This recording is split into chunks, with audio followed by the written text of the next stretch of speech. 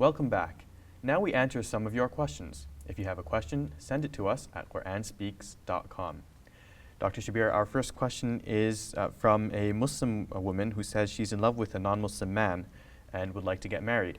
And she says that she's discussed with her prospective husband that if they have children, they would raise the child as a Muslim.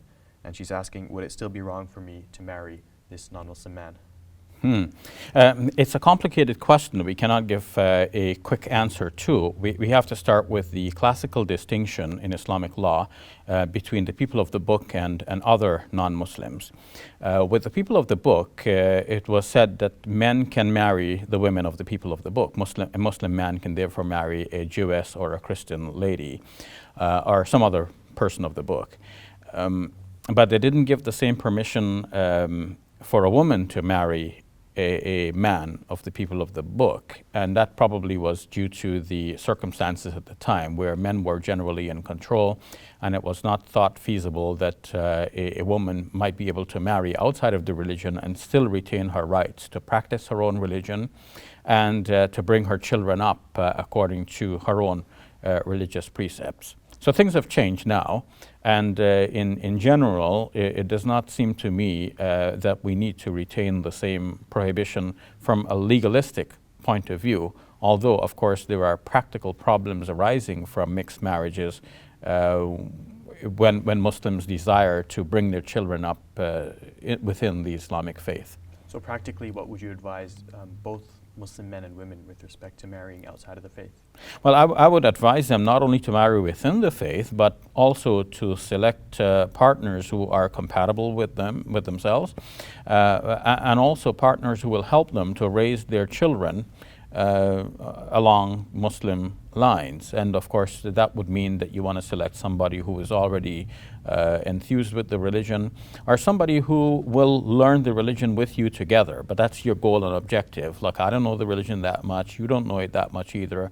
That's fine. Let's get together and learn it together, and we will grow, and our children will grow with us as well. But if one person is pulling in one direction, one is pulling in the other direction, then you do not have the basic ingredient of a happy marriage. In this case, the questioner is saying, well, my husband will let me raise my child as a Muslim. Do you think that's convincing enough?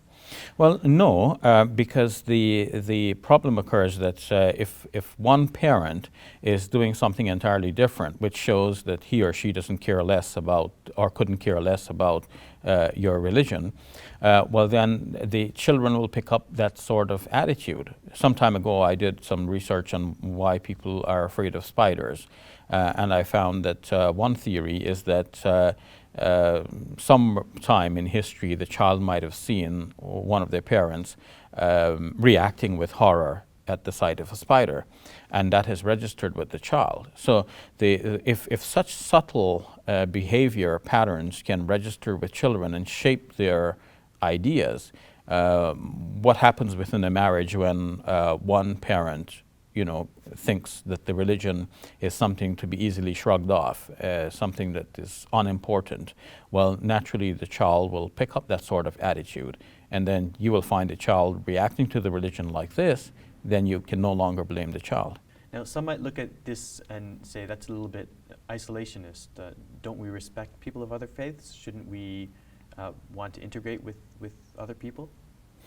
Yes, we do respect people of other faith, and yes, we do want to respect people, and we do respect them.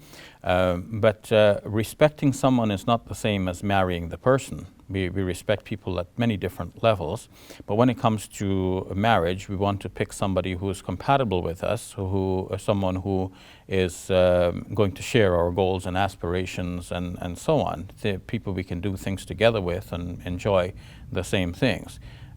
With the interfaith marriages, we have one person going to one place of worship, the other going to the other place of worship, and then the kids become confused. Which religion do I follow and which place of worship do I go to? And you can say, oh, sure, go to both.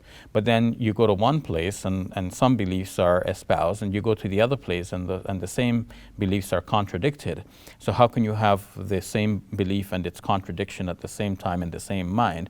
It doesn't work. Eventually you just learn to not take any of this seriously, and sometimes children from such marriages just leave religion altogether. Okay, thank you for that, Dr. Shabir. You're welcome.